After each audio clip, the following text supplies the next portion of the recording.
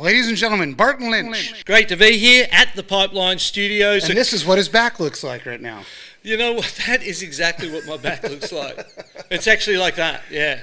Tough, even just getting down to the Pipeline Studios here. Thanks to A New Earth Project for their support and all that they do to keep the Stoked Bloke stoked and on the air. Thank you, PK. You've been... Easy. What have you been doing, mate? You've had a better time than me of it, haven't you? I've been surfing. While you've been laying down on your back, I ran down to Salina Cruz, those right points in Mexico, and visited a couple wave machines. You got a wave and a half. How many waves have you ridden at the Kelly Slater Surf Ranch?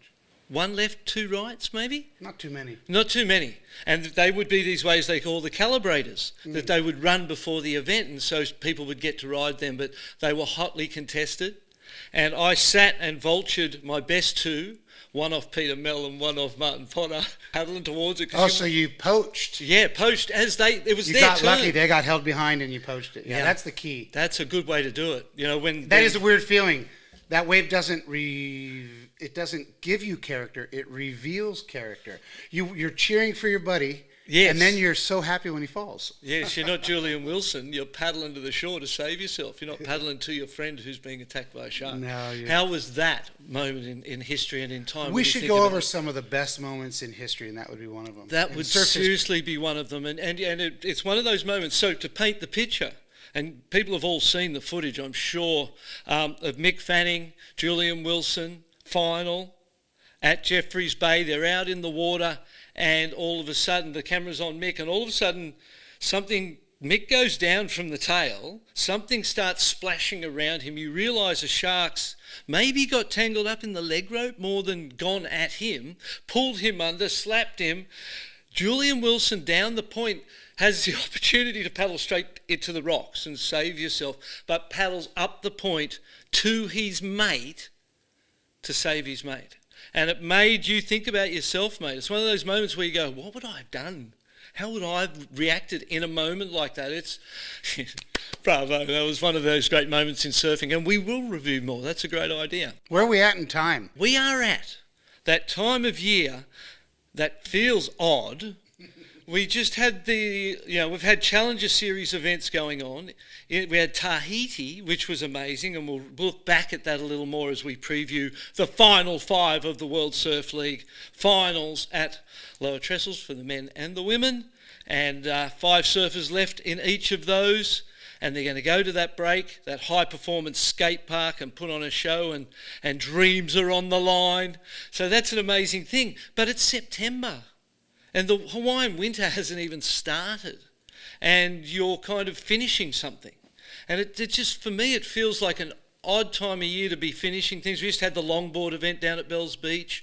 And now we're into the final 5. And then we'll go back to other stuff. Then we're going to go back to, we're going to have this big crescendo of the world champion, and then you're going to go back to some Challenger Series, Spam Surf Series. The Spam Surf Series this winter, highly anticipated. Highly anticipated, mate. Free Musa bees. I'm looking forward to work. And you know what? In the conversation, and being absorbed in the conversation, the back doesn't hurt as much because your mind's off it. And I noticed it in the car. I was driving down here and I said to myself, and I wasn't even out of our neighbourhood onto the highway, and I said, well, I obviously can't drive this week. If I go up for spinal surgery this week, I won't be able to drive. And as I said I won't be able to drive, the next thing was, geez, I feel good. What's that? And I was driving and my body had just released and I was like, well, maybe I could drive. And then I started feeling sore again. I was like, wow, this thing's so impactful, influential, and so just powerful in the way it helps you and interprets pain, and the way this thing's been going on has been a lesson in tolerating oneself. So you've been out with we'll call it a bad back, but really what's the real diagnosis? You got some floaters in there, huh? Yeah. Hitting nerves and stuff? Yeah. I've got the jelly's been squeezed out of the cushions. That's what they say. You want the whole thing quick. Whole thing quickly. Is we see a jam donut as the disc between the spine. You do something, move in a way that and the jam squirts out the side of the donut. That's called an extrusion. My extrusion is 13 millimetres by 8 millimetres, so that's a pretty centimetre. You think a centimetre and a bit, and then I looked at it on the MRI with the spinal doctor when we did the injections a couple of weeks ago, and he goes, looks more like 13 by 15. The thing was long at the bottom, and I was looking at this big chunk. I went, and that's hitting the nerve. Well, it's either sequestered, which is let go, and it's on its own out there, or it's attached. They couldn't tell, and they said, we're not ruling out the fact that it could be sequestered, but it doesn't look like it is. Then when I had the injection, the first day was just incredible relief, and I was like, I'm back. I woke up the next day, well, man, not quite as good, and it progressively got worse from there. And there was a day 5 days ago where I was walking along and I stepped onto my left leg. The thing just gave way, went into this electric spasm shock of craziness. I'm falling over. I catch myself, get myself back up, and I'm like, oh my God, what was that? And it felt like something moved and shifted in that moment, and all of a sudden the pain's the same shit for you've had for the last 2 months, but presenting in a different. Oh, that thing might have moved. I think it is sequestered. Was where I got to, and that's when I went. You know what? Surgery's the answer. I've tried acupuncture. I've had neural therapy. I've had massage, red lamps, heat maps, ice, saunas, inversion tables, bio changes, maybe the machine. I'll show you this machine I was sitting in front of. I told you I offered to pee on it like urchin. Yeah, no, the urchin won't work. That won't work? No. Oh. But this thing might have a look at this. Who knows? That doesn't seem safe. I'm sitting in front of that biocharger going, this is life. I don't know about that. So in reality, I've tried a lot of things. Just stand in front of a microwave. Exactly, and with metal. your back to it. And so I just figured it's time, mate. Surgery. Go to the next thing. We go to the surgery, takes that out. Good people around me, and I'm not, I embrace surgery. I've had a lot of them, and I've always come out going, oh, I'm glad I did that. So what? We'll get this done. In 1 or 2 weeks from now, hopefully? Yeah, hopefully this week. That's good to get this podcast done, and then hopefully this week I'll get it done, and then we'll be on the way to improving. So appreciate all the people, the amount of comments and stuff on the social media, because I've been quite honest about what I've been going through and sharing it a little bit, and I've got a lot of advice from all sorts, but you see it all, and there's similarities and general things that I've been doing. The Mackenzie back protocol, I've been doing the kneeling founder from foundation training every day. I've been doing some cat-cow. I've been doing a lot of stuff, mate, and going backwards. Wow. Science, come and save me. Quick question, Barton. If there was the final 5 back in your day, how many times would you have been in that finals day? How many times were you in the final 5? That's a good question. I had a first, second, couple thirds, so maybe quite a few times. At least 4. So you would have had a lot of opportunities on those final days. Yeah. Where would you have wanted a final day to be back then, considering your talent level, the people you were competing against, and the boards you were riding? For you to have an advantage on a finals day, what would you have wanted? Macaronis, a left or something? No, I would have gone Manly. I would have gone for the Small, worst blown surf. out Manly. I would have gone for the worst surf you could find, and I would have been 5-time world champ. I feel like very much in the the same vein as Felipe finds himself, because the worse it got, the better my chances got. You know what I mean? If it was 1 to 2 foot little rights, better little backhand rights. No, you go bang up and down in that thing. I could get up and down in that thing tight, quick. I'd deliver them 2-3 turn combos a lot, mate. Back then, I look at now in the way the scoring is to go. It's easier to get points back now. If all I got to do is 2-3 big backhand verts, bang bang. You never would have gone left. I've never, well, unless you go to barrel.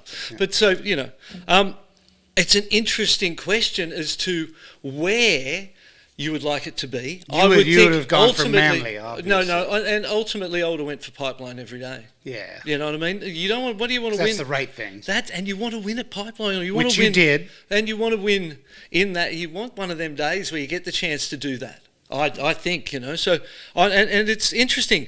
87. The world title's on. There's 5 or 6 of us in that final 5.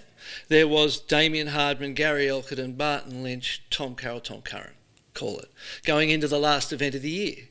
and we could all win it. But for the majority of that year, I had led those ratings by a mile. And in the first 7 events, I won 3, had 2 seconds, 5 finals, and 2 fifths in the first 7 events. And I was on, mate. And I beat Curran in the semis at the US Open, then went back to back and beat him in the final at Lacanau. And I was like, I am the best surfer in the world right now. It felt like that, you know what I mean? Inside, you're like, go, let's go, anyone, bring it on, you know? And it was so exciting. And then, like others have experienced in the past, you look over your shoulder and you have a stumble. And I lost first round after the back-to-back wins. I went down to Hossegor and lost first round. I've told you this story before, right? But it was Manly. That's where the final event was, and I had to lose a world title. I had the opportunity to win a world title in that dream destination. At home. In front of family and friends, and prove what you've been telling them for however many years, decades, going, I'm going to win a world surfing title. And you lost. And they look at you and you go, Muppet, you're not doing that. How did you lose? And I lost. I just started. So I go down to that next Hossegor after the back-to-back victories, and I'm putting my jersey on, and Greg Clough, who's been my long-term sponsor with Aloha, comes up to me and says, I think it's best I don't make your boards anymore. And it blindsides me out of nowhere. And I'm like, he was a father figure to me. And it made me think in that moment about an argument we'd had after Lacanau, where you think someone doesn't take anything of what you've said in a drunken moment together or whatever, and they do. And they go home and their wife goes, hey, you're not going to let him talk to you like that, are you? What are you doing? You know, something like that. And it came back and he dropped me right there. And I had Shmoo in that heat. Rest in peace, we love you. And I put the jersey on, I paddle out, and I'm baffled. I lose. I never lost first round. Fuck, you look at my career. So the format was set up where you could lose first round. There was no so safety net for me, back then. For me, yeah, I lost first round. But you know what I mean? There was no like losers bracket in the first round. You didn't go to another heat. No. There's no 2 chances. You've flown all that way, 1 chance. And that's what happened. And I lost that third, got a first round loss, and I was like, which is 17th, I suppose, and I was like, the hell, and that was scary. Oh, another loss. No, and they're coming, and I'm crumbling. And it's emotional. It's a real roller coaster of a back end of a year, and you lose the world title at home in front of your family and friends, and have that dream turn into a nightmare you have to live through. Who'd you lose to at home? Who'd you lose to at home? Dummer and I were the ones who duked that thing out properly. The others kind of went early. Elko made the final, and he got second in the world. That year I went from first to third. I finished third in the world, but I made the final of that last event, and the final of the event was me and Dummer at home. So I put up a show in that last one, and I was there, and we were duking, but Dummer was just so strong, and there was no. And then the next year, come here, and things play out, and you go, what? That was worth going through that hell for, you know what I mean? So you won the next year at Pipe. Yeah, mate. So that's it's one of those things where you go, wow, you have to deal with it in the moment, but longer term you see the reason why you have to deal with it. Never give up, never surrender. Never surrender, never give in, never let the enemy win was a song by the Blitz, and I used to have that on my headphones. Really? Yeah, on a tape. Yeah, and have that in there. I listened to all sorts of different ones. Winter, spring, summer, or fall. James Brown, that was a beauty before heats. Or, he's one, I'm a steamroller, baby. I'm going to roll all over you. I've won contests where I've had that headphone on. I've had James that singing that song, and it finishes the exact perfect time. I take that thing off. I walk out. I surf unbelievable. Win the final. Come in and go. Oh, that was part of the rhythm, mate. So music set the tone for a lot of what you were doing. Different moods and things. But there wasn't much surrendering going on. Well, you were fighting for what was there. 8th to the 16th of September, Lower Trestles. I hear on the grapevine that the early part of the forecast has got a swell. The back end might not look that good. They only need 1 day. They only need 1 day, and it doesn't want to be too big. It's good in that 3 to 4 foot range, whatever. Yeah, when it's on the reef. Maxed out at 5 feet. Yeah. So on the women's side, Carissa Moore, number 1. Tyler Wright, number 2, everyone knows this. Caroline Marks, Molly Picklum, Caitlin Simmers fought her way back in there at Chopu. She's just the best. She's amazing. How's the ones at the box? Insane. Come from way deep and pulling lines. So she's the future of Molly Picklum as well. Men's, Felipe, number 1, Griffin, number 2, Ethan, Joel and Jack Robinson in number 5. Is there a spot that's better than any other to come from? If you could come as any seed into this draw, into this event, into a one-day competition, where would you like to come from, Peter Cake? Well, third and second, because they just have the one match together. And well, third or second, yes, that's my opinion. That's your warm-up. Yeah. And If you're steamrolling, you're going to send a message to that final guy who's just waiting and waiting. I don't think it's going to rattle Felipe, but yeah, number 1, you have to go number 1, Yeah. always, and lead from the front. But I love the idea of getting momentum, something that I feel like is super important in that day, and brings us to your comments about Griffin. And he's a superstar. Let's talk on a deeper level about the energy and support system that's going to be on the beach there. There's merchandise out on the gram being sold. The whole 2% movement, the culmination of perhaps the most dynamic, incredible year of a surfing force, maiden year of a surfing force ever, of any energy. The Brazilian Storm took longer. You know, this thing, 2% and the whole San Clemente movement that has taken on a more organised, structured, supportive, professional, real-life application of friendship. And it is powering people to places onto the tour. Cole and Griffin's brothers coming with him. yeah.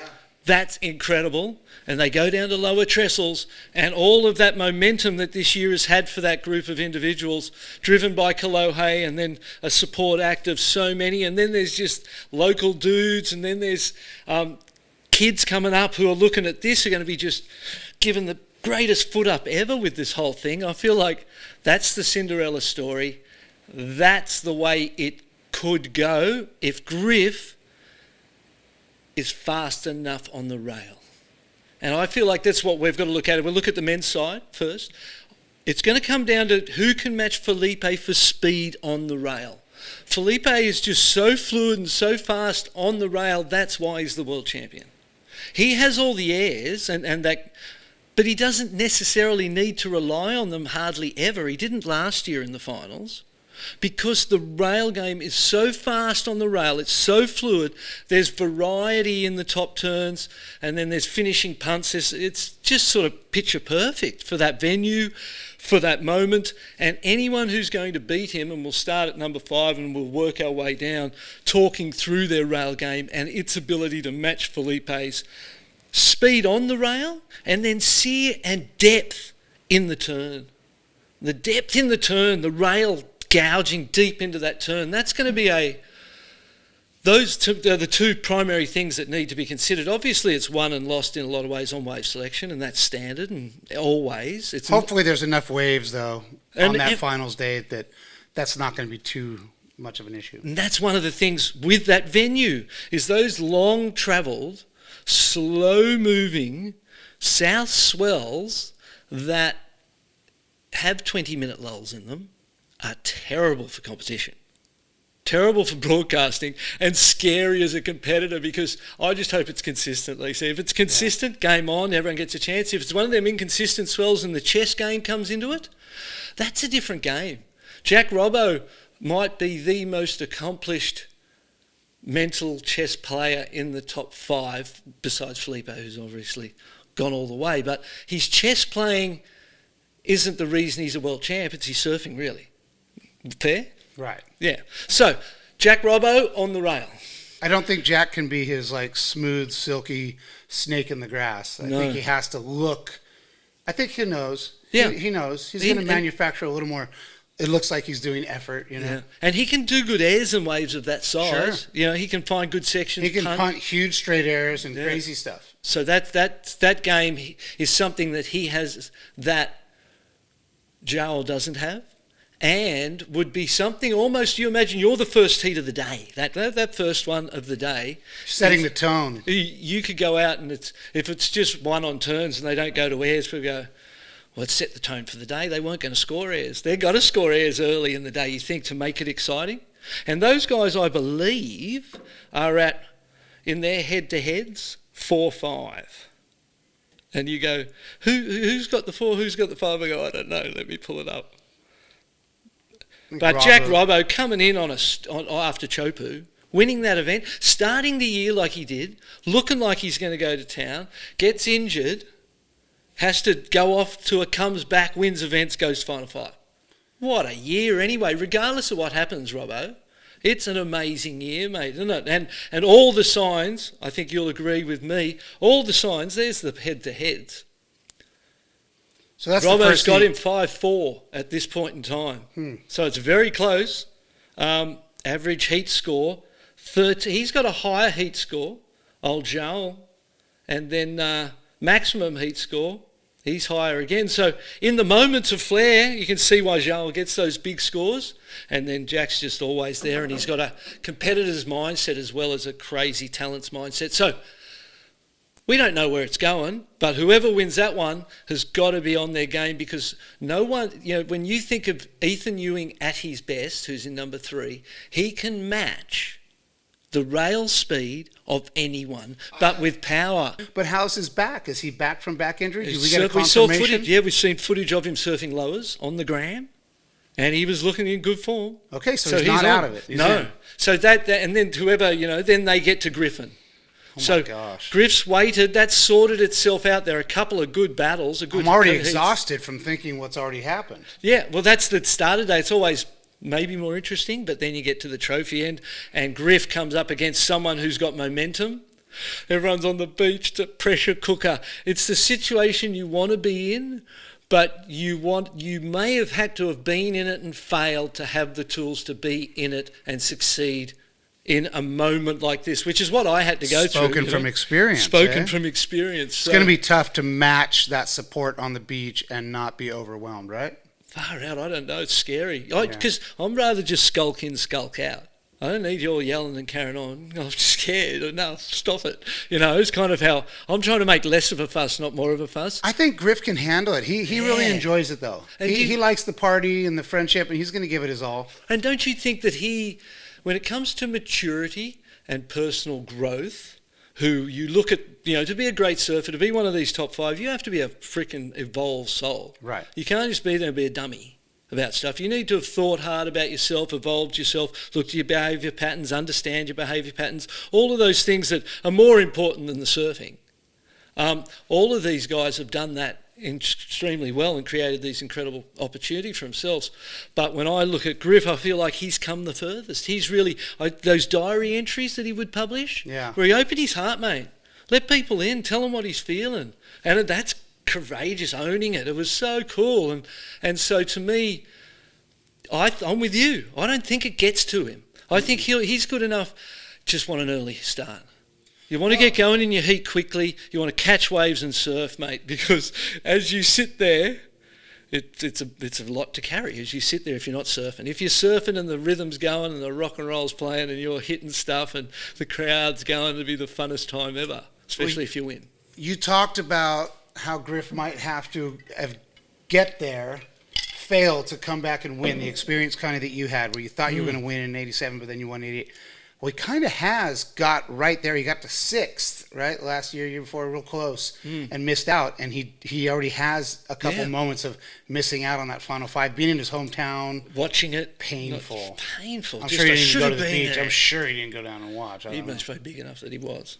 Yeah, I agree, mate. Yeah, so maybe he's already gone through that suffering and now he's ready to capitalize. And I think the energy, the momentum, the whole thing's a fantastic story.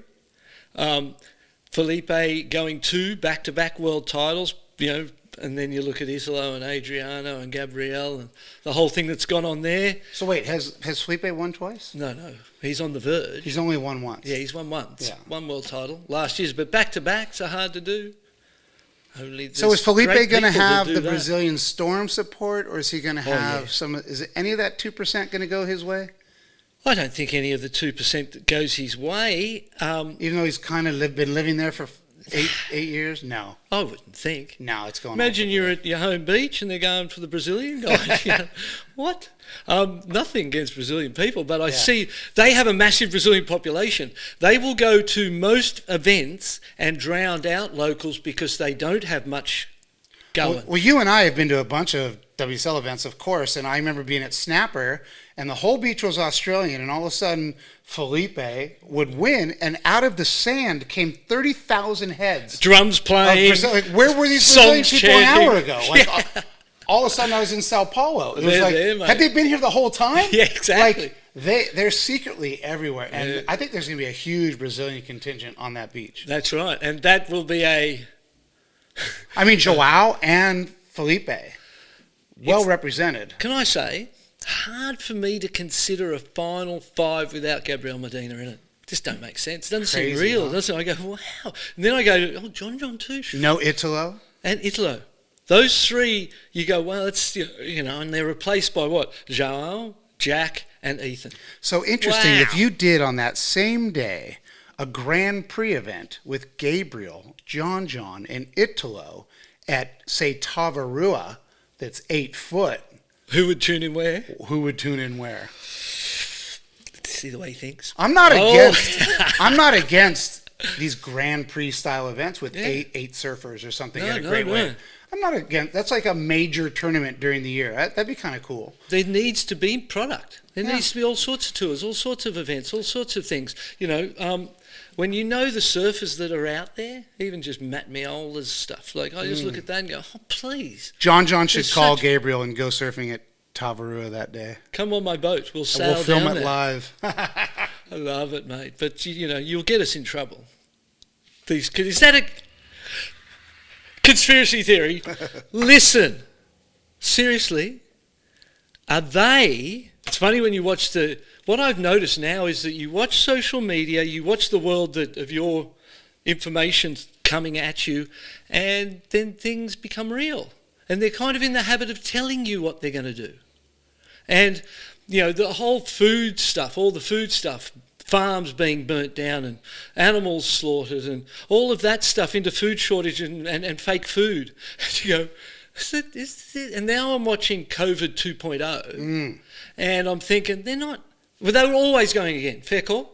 100%. Yeah. Always they were going The again. first one was Yeah, let's see how they respond. Let's throw a couple. How'd they go? Well, they bent over there. They did that. We could have uppercut them. Hey, let's do it this little bit different this time. round 2. Round 2. How do we Mate. capitalize on round 2? You and I, by the way. Um, Should we invest in Pfizer? Let's get back to surfing, ladies and gentlemen. That was a brief interlude. Top 5. So it ends up Who do you got? women. No, men. Oh, just Who- as a who's result. your winner? See, the arms got crossed then. Body language. I was like, oh no, I'm scared. What do I say? Can't call it. I don't see anybody being faster on the rail Than than Felipe. Felipe. The smaller it gets and the softer the face, the more chance he has. The less consistent it is, the better chance he has. Strategically, he doesn't have to ride the best waves to win, right? Everybody else have to ride the best waves and have to be at their best. So there's a lot of pressure on those other people to get to the final against him.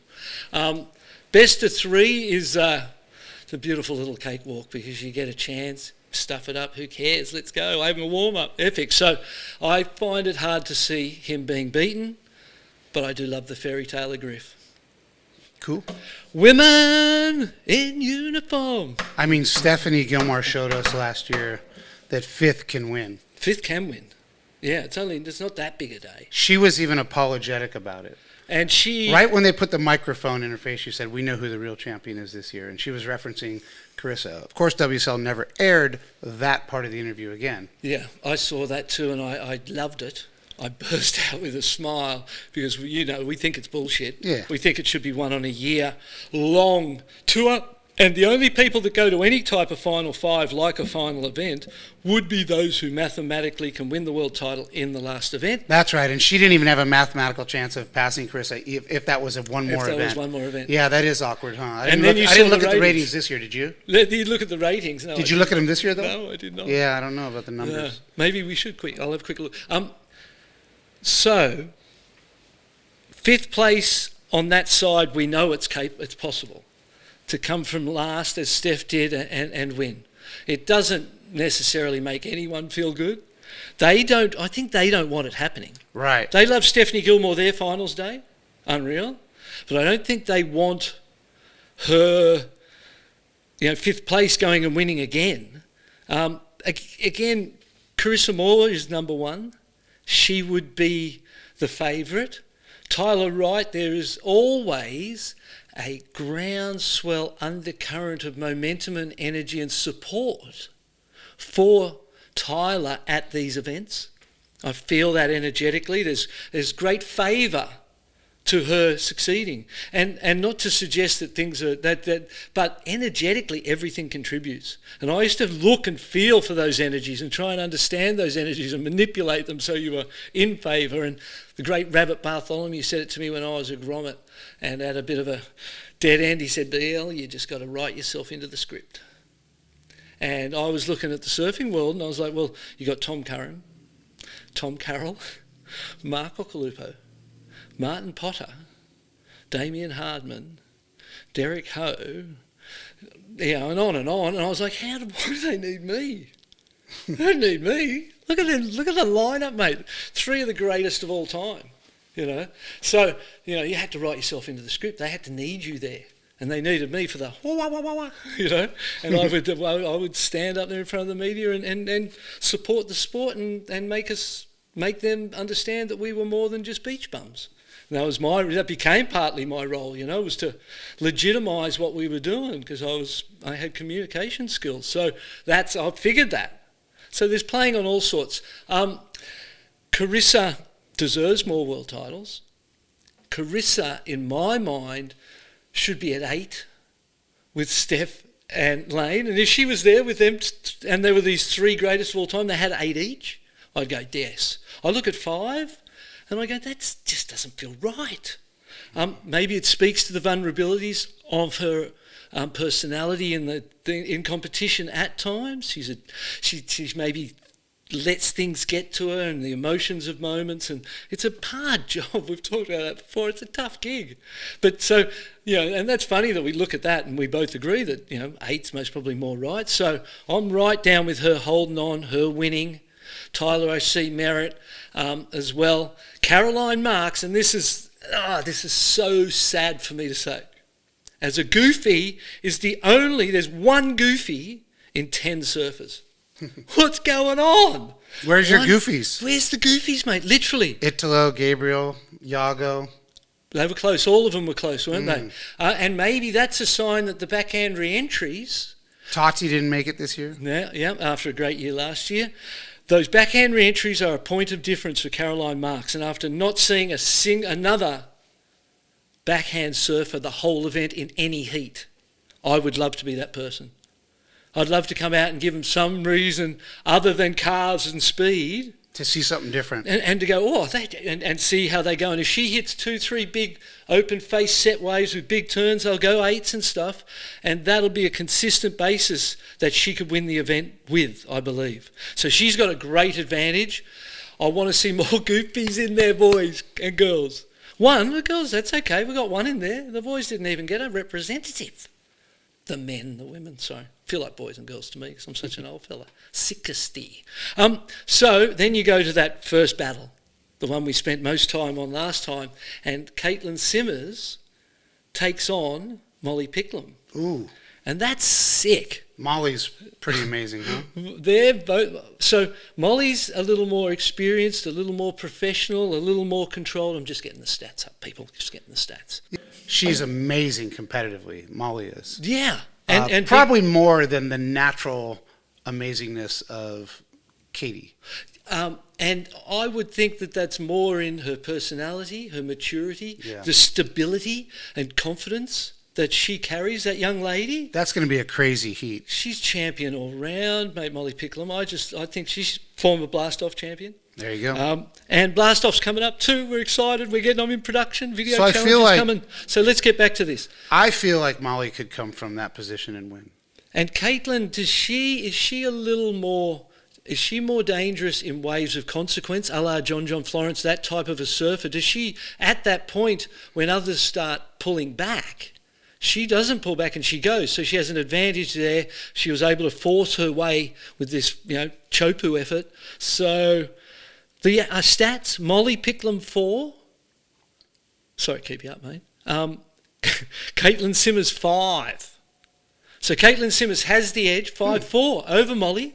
We feel like Molly has a little more maturity and a little more potential to handle a finals day in a moment like this. For the first time, Caitlin Simmers, she has all the performance to win. If she goes out and just does, and it's just like a grommet and don't care and just blows up, she could go all the way. So I see the women's side as fascinating too. It's a great final 5. How many heats is that to come from all the way back there?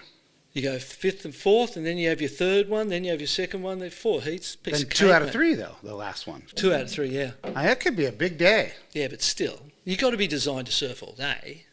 In, out, in, out. So then it comes down to who manages the pressure, the expectation, what you do in between heats, how you switch off, switch on. What you eat. Yeah, all of that.